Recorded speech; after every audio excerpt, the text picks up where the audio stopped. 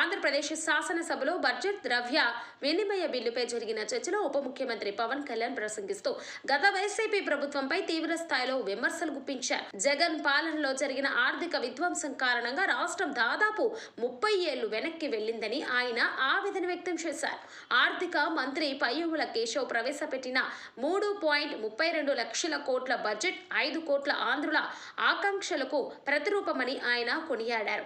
ఇన్ని ఆర్థిక ఇబ్బందులు ఉన్నా సామాజిక భద్రత, పెన్షన్ల కోసం 33,000 కోట్లు కేటాయించడం సీఎం చంద్రబాబు సాహసోపేతమైన నిర్ణయమని ప్రశంసించారు.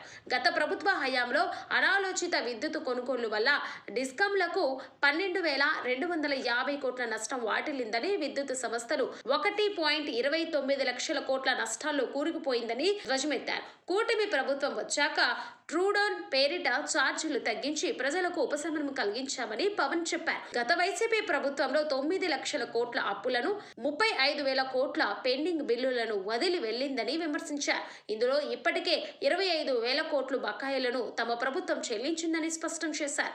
గత ప్రభుత్వ రాష్ట్ర వాటా నిధులు ఇవ్వకపోవడం వల్ల 8,700 కోట్ల కేంద్ర నిధులు నిరుపయోగమయ్యాయని, ఇప్పుడు కూటమి ప్రభుత్వం 7,000 కోట్లు కేటాయించి ఇంటింటికి మంచినీరు అందించే ప్రాజెక్టును వేగవంతం చేస్తుందని వివరించారు.